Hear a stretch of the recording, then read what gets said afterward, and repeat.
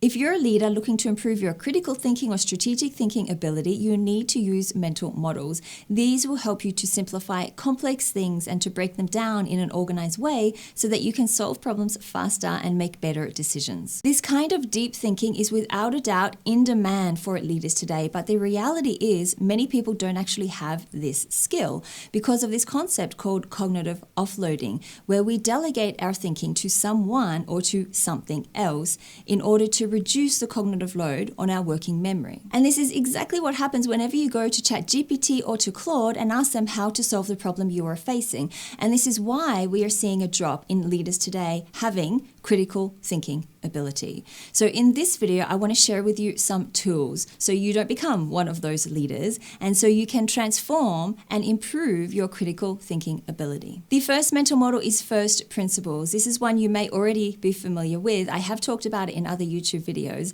and Elon Musk is someone who famously uses first principles in his thinking process, and Charlie Munger is someone who famously used first principles in his thinking process as well. At its core, first principles is where you break down a complex problem into its most basic elements or truths. This allows you to think innovatively or creatively from those fundamental truths instead of relying on industry norms or on previously proven ways of doing things. And it helps you to create solutions from the ground up. Essentially, it moves your thinking away from what competitors are doing and from what people have done before. And it forces you to think outside the box by simply focusing on the basic elements of that complex problem. This is helpful because sometimes we get in our own way when it comes to solving complex problems, and we can rely too much on preconceived ideas that can end up swaying us and the decisions that we make and lead us into a direction that is not optimal for the problem that we face. First principles aims to avoid all of this by keeping you grounded in the basics and the basic elements of the problem that you face so that you can find the most optimal solution that is specific to the problem that you are trying to solve. Let's look at an example so you can see how first principles can be used in order to solve a complex problem. So you have a cupcake shop, and this cupcake shop, it has a problem. It doesn't stand out in the crowded market. There are many new competitors entering the market because the barrier of entry is low.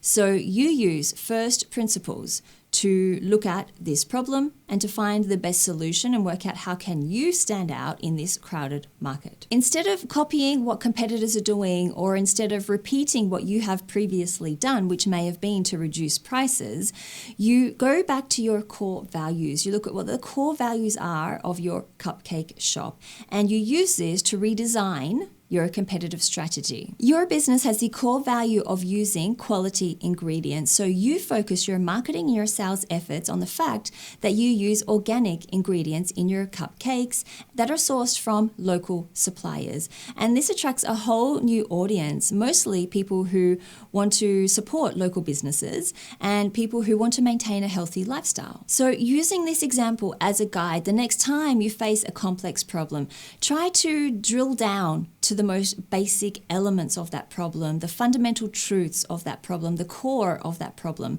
So you can use first principles to work out a solution to that complex problem that you face. Before we move on in this video, if you are a channel member, I want to thank you so much for supporting my channel right now. You are really helping me to create these videos, so I am so grateful for your support. If you are not a channel member and you are curious about what it is and you'd like to join, check out the link that is in the description below. That will take you to a channel member page where you can watch a video and find out more. The second mental model that will transform your critical thinking ability is called second order thinking. If you've seen other videos I have on my channel about mental models or framework thinking, you will know that second order thinking is a mental model that I really like to use.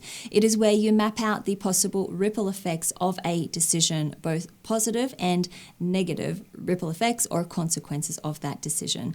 So when you are using it, you would first look at and identify the first order consequences. These are more the initial consequences of that decision.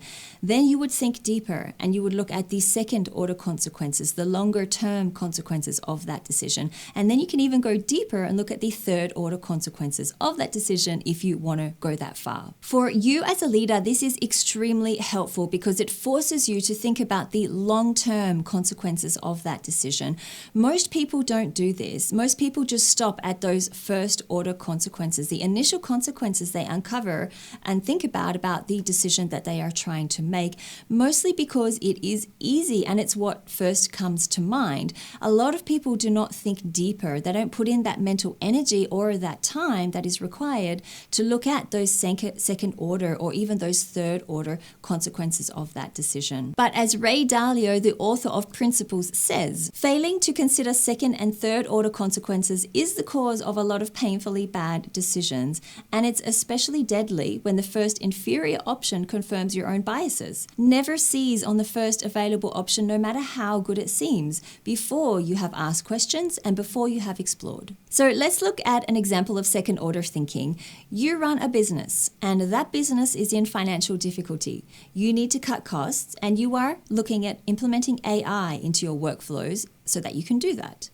In analyzing this situation and in analyzing this decision, the first thing that comes to mind is if you implement AI, then you will be able to cut costs, which will be a positive for the company. But you are not happy with that simplistic or superficial level of thinking. You want to think deeper and you decide to use second order thinking in order to do that.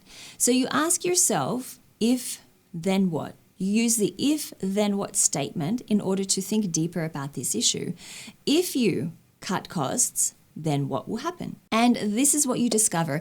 If you cut costs, then you will have to fire X number of employees, which will be a negative for the company because it will give the company a bad reputation. So the consequences turn from a positive at the first order thinking level, and it turns into a negative when you look at the second order thinking, when you think deeper and you look more into that decision. And if you think deeper again and you look at the third order consequences, this is what you come up with. If you fire X number of employees, this will damage your competitive edge that the company has because your company is number one in the industry for personalized customer service. So the negative consequence that you uncovered at the second order thinking level, it continues into the third order thinking level as well. As to what decision you make in the end, that is up to you when you are a leader or when you are a manager. That is your responsibility. But what is important here is that you have forced yourself to look beyond those first order consequences. You have forced yourself to look beyond the first things that come to mind when you're looking at the possible consequences or ripple effects of a decision that you are about to make. And in doing that, you are a lot closer to making the right decision because you've put a lot more thought into it. And remember, a lot of people don't use second order thinking because it takes mental energy, because it takes time. Most people don't have the patience for it.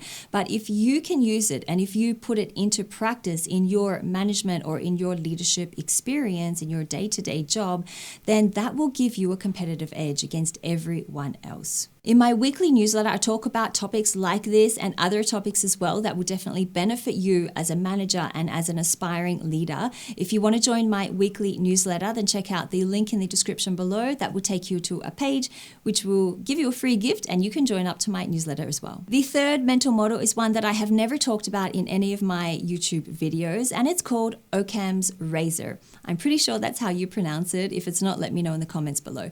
But this is where you look at the simplest explanation to a problem first before you investigate any more complex explanations to a problem that you could be facing. It's a mental model that doctors use all the time with patients. So let's say a patient goes to a doctor, they have a fever, they have a cough, and they are sneezing.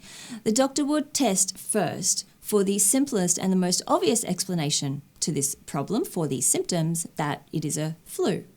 And they will test for that, for the flu, before they test for any rarer or any more complicated health issues that that patient could have. And when the cupcake shop is losing customers, the manager first tests to see if their cupcakes are still maintaining the high quality standards that they have advertised before, and they currently still advertise, before it looks and investigates into any more complex reasons for the loss in customers. Often the simplest explanation is the correct one, but as humans, we do have a tendency to overcomplicate things, especially if you are a high achiever or especially if you are well educated. And in doing this, you will miss the most simplest explanation that could be the fastest path to solving that problem. I know what many of you are thinking. You're probably thinking to yourself, Cara, this is in total contradiction to what you said about second order thinking, that we should think deeper about the consequences of our decision. We shouldn't just stick with the first thing that comes to mind.